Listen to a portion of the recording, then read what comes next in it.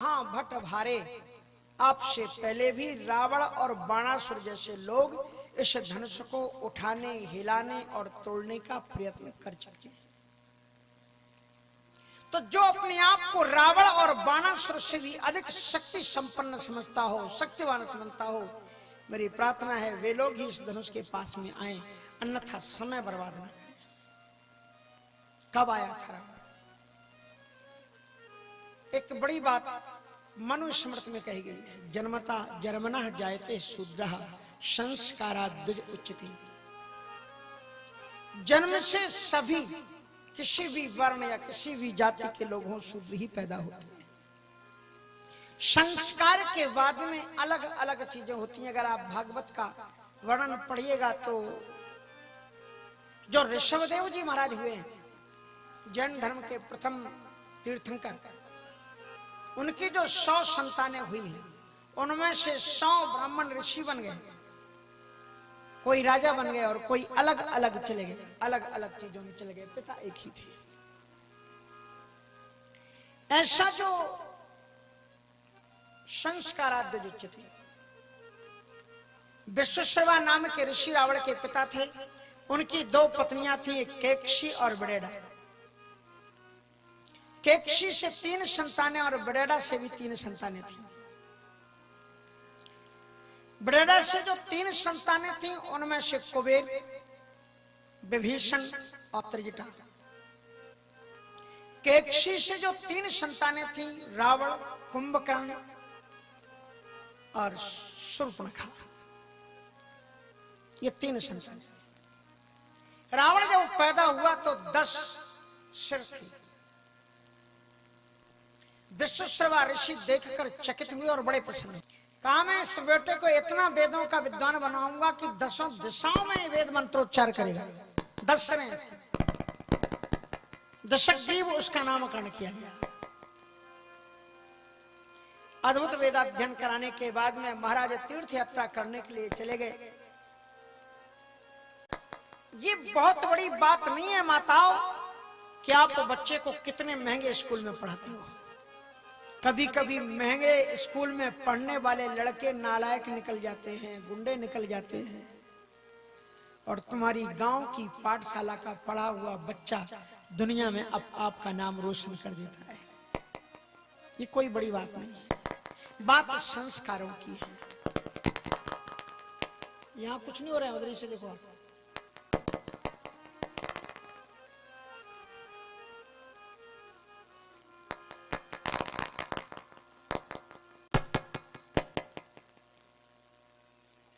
Light वाले कौन है? उनको कह दो अगर कर रहे हैं तो अभी नहीं करें वो। अरे माइक में ये बोला जाता है।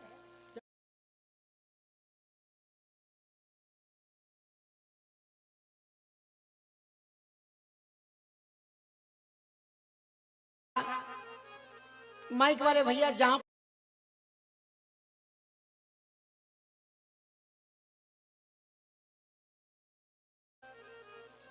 तो मैं आपको ये बता रहा था कि रावण को जन्म से ही जो ही उनके पिताजी गए, क्यों ही दैत्य जो माली था वो उनको लेकर के ननिहाल चला गया। ननिहाल मानी अपने माँ के साथ मिले गया, और वो दैत्य प्रवृत्ति का था, इसलिए रावण को बचपन में ही मदिरा पीना सिखाया, जुआ खेलना सिखाया। विश्वश्रवा ऋषि ने 12 वर्ष की अवस्था तक पहुंचते पहुंचते रावण को यज्ञोपवीत संस्कार करा के 4 वेद रटा दिए थे। वेदों की उसने टीकाएं की हैं। वाल्मीकि रामायण में आप पढ़ना, जब हनुमान जी महाराज सुंदरकांड में गए हैं, प्रवेश किए हैं, तो उनको वेदों की ऋचाएं सुनाई पड़ी, वेद मंत्र सुनाई पड़े। हनुमान जी महाराज को लंका में वेद मंत्र गूंजते थे, ऐसा नहीं था कि वहां पर वेद मंत्र नहीं थे। और एक और भी बात सुंदरकांड में लिखी हुई है। सुंदरकांड में लिखा हुआ है कि रावण की अनेकों पत्नियां थीं, लेकिन सुंदरकांड में लिखा हुआ है कि एक भी स्त्री को रावण बलात् हरण करके नहीं लाया था। जितनी भी उसकी साथ में स्त्रियां थीं, उन्होंने स्वेच्छा से रावण को वर्ण किया था।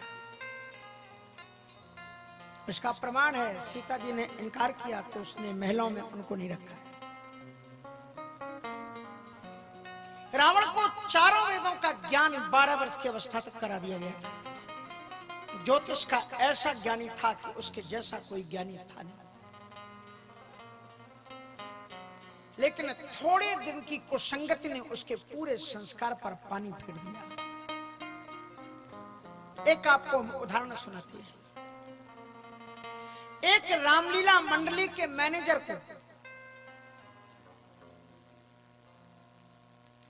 राम विवाह के दिन एक ऐसे बालक की आवश्यकता थी जो मधुर बोलता हो, स्वरूप से सुंदर हो,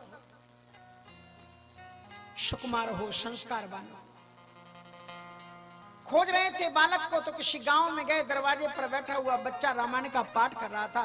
कितना अच्छे संस्कार है, कितनी सुंदर रामायण गा रहा है। बेटा राम बनोगे? कहा हाँ बनेंगे। राम बना।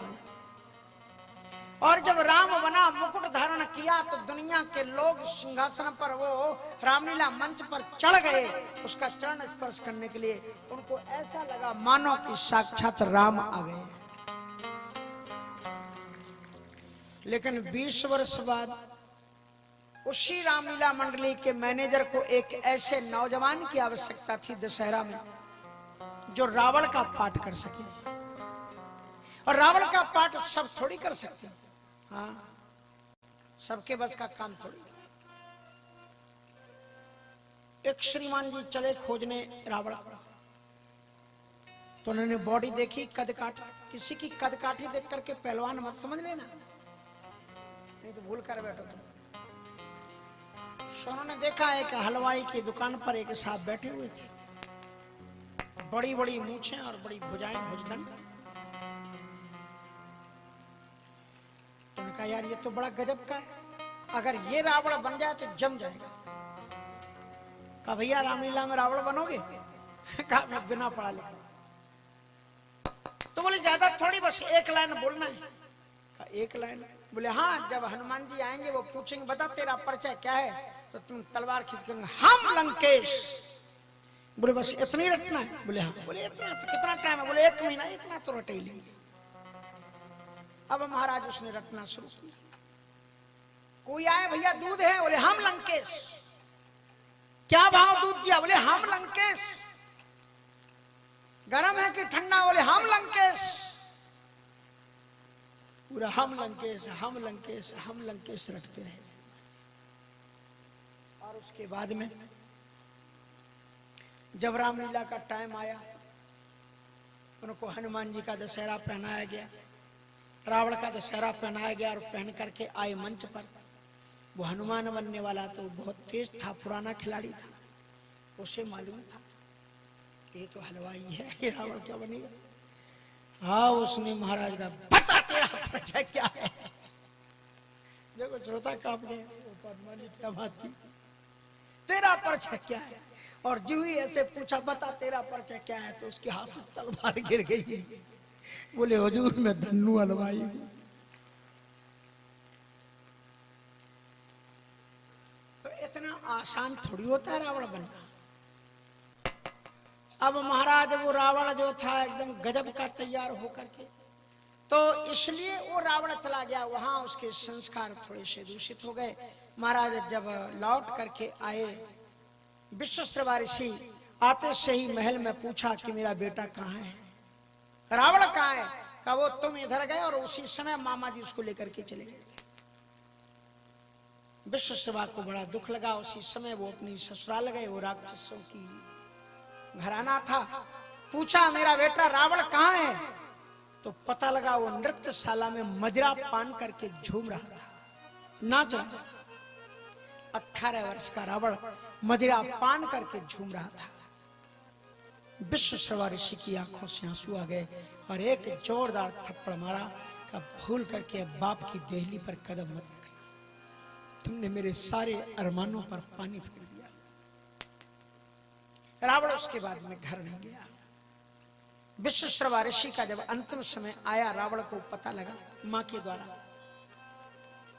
तब रावण अपने पिता से प्रेम करता था। पिता के चरणों में आकर के बैठ गया।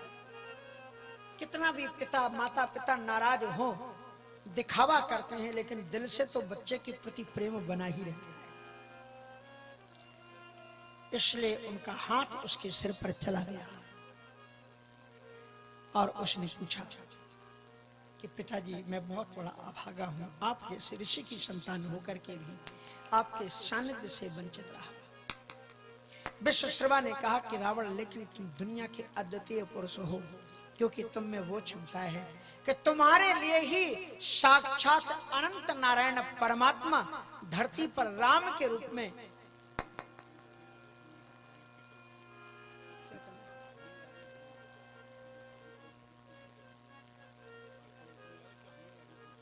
उधर बता दो।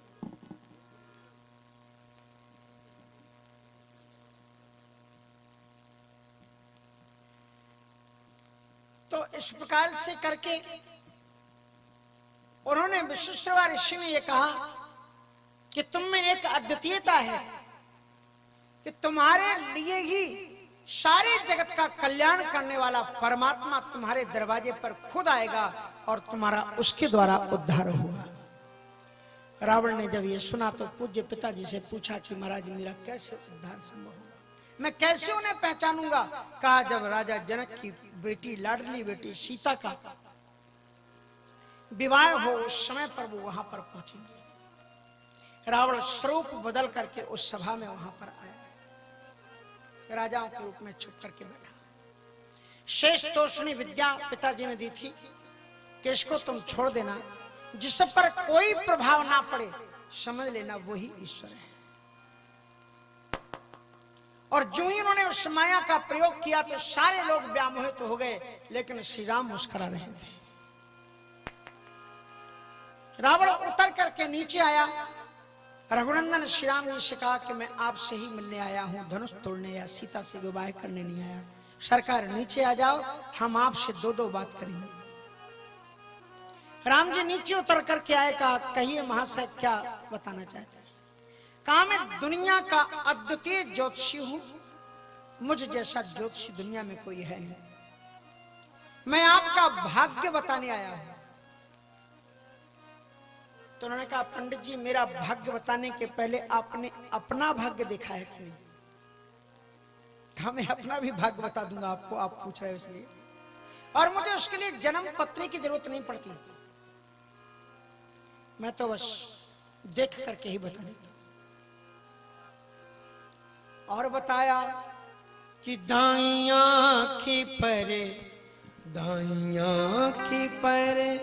राम सुनो तुम, तीनों को बनवास लिखा।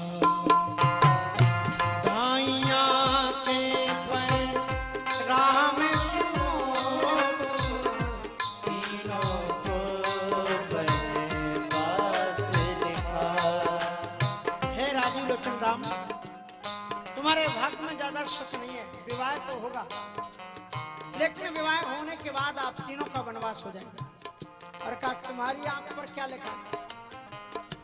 बाईं आंखें पर राम सुनो सा, श्रीलंका का नाश लिखा। बाईं आंखें पर राम सुनो सा, श्रीलंका